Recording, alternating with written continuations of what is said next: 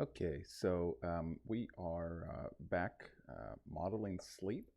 And in the previous videos, we did quite a bit. So we generated some data with all of this code here. So I won't rehash all of that.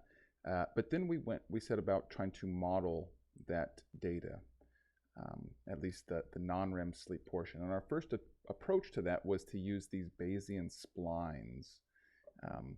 And so watch those videos and other videos on Bayesian splines to kind of get a sense of what's going on. But roughly, we have all of these basis functions, and we fit a model that says how much each of these curves should grow or shrink in order to fit the data. Okay.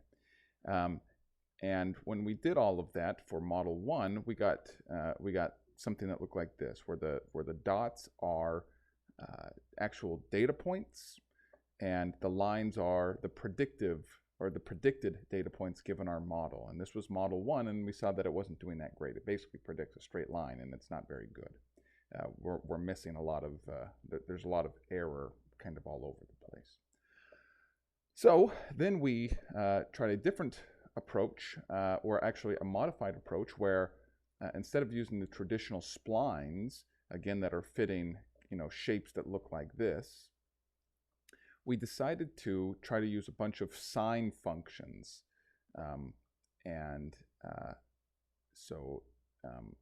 Let's see here. So we ran through all of the models, and we got a fit that looks like this, right? So again, the dots are the actual data, and the red lines, or the red and blue lines, are the predictions. And now we see that it's doing quite a bit better. Now our predictions kind of are a little bit curvilinear, and they seem to be picking up a lot better the data, fitting the data better. Okay, so just using the eyeball test, then we see that model 2 seems to be doing better than model 1. Okay, so again, we have two models here. Neither one is perfect, and that's okay. But we have two models, and one is clearly doing better than the other. Model 2 seems to be doing better than Model 1.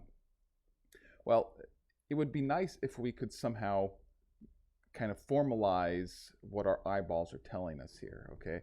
That Model 2 is doing much better than Model 1. So, garbage truck going off outside, I don't know if you can hear that.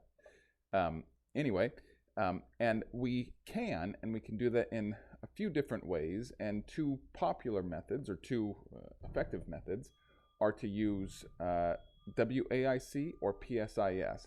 And so WAIC stands for Widely Applicable Information Criteria, or Watanabe Akiiki Information Criteria, that has historical roots.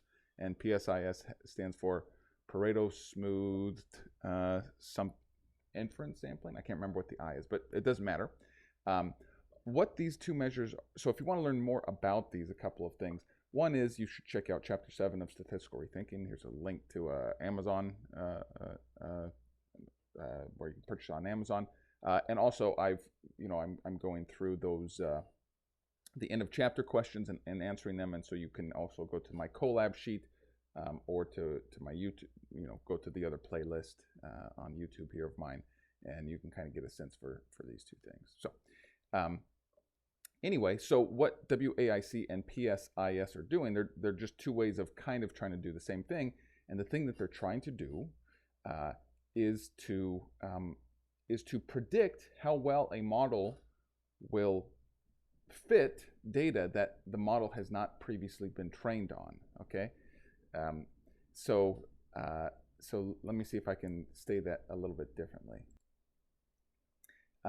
It is a way of trying to guess how much error a model will make in predicting new data. Okay, and so obviously, if a model is making more error on new data, then we probably won't prefer it generally. Okay. A couple of other things here about, okay. So what we're going to do is we're going to apply WAIC as well as PSIS to our two models and look to see which one is performing better. Okay. So before we do that, well, actually I've done it right here, but we'll get there. there's a few things to know about these two measures, WAIC and PSIS, okay? And that is that they are only addressing a model's predictive capacity. So what that means is that what they are not doing is telling you that the assumptions that are embedded in your model are valid, okay? They're just simply trying to predict how well your model will fit new data on that the model has not previously seen. So if you get a if you get a quote unquote good score on WAIC, for instance, it does not mean that your model is valid, that the assumptions that you've made are valid. These are two different things completely. Okay. Now the second thing is that these PSIS scores and these WAIC scores, there's no such thing as high or low scores in an absolute sense. So in other words, if I get a score of 1,000 on a model, I don't know if that's high or low or whatever. So there's no scale that I can refer to say, oh, that's a good score, that's a bad score. Okay. But what I can do is I can take two or more models and say which one scored the lowest, or how do their scores compare to one another, right? So these are relative measures. Okay. So one more quick thing on that: when I'm comparing scores, it assumes that the models have been trained on the exact same data, right? If they have not, then it's no longer valid. Then the comparison no longer makes any sense. Okay. And again, there's details about why that is in this book or on the other questions. Okay. So to compare these things, I'm going to compare it with WAIC and PSIS, and all that you need to do is to run the compare function, which is part of the rethinking package, which is what we've been using this whole time. If you need a refresher, if you come back up here, you can install and load the rethinking package into R.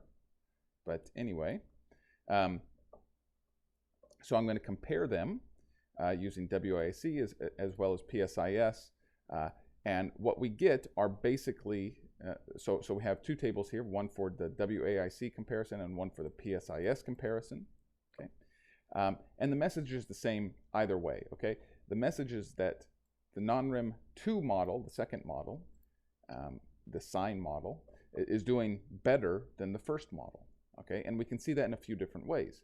One of them is that the score is lower for the second model, right? And the score reflects kind of how much error you expect the model to make on future data, on data that hasn't seen before, right? So in both cases, we are expecting model 2 to make less error than model 1, okay? And the second way that we can find this is is the weight. Okay, so here, the weight can be thought of like this. Let's say that I was going to predict new data and I had these two models at my disposal. Okay, now I could just pick one model or the other, but I could also try to combine their predictions in some way, right? And that might do better than just choosing one model over the other. Okay, and so that's called ensemble modeling or something like that, I think. And so then the question in that case becomes, well, how much of model 2 and how much of model 1 do I use to make should I use to predict this new data?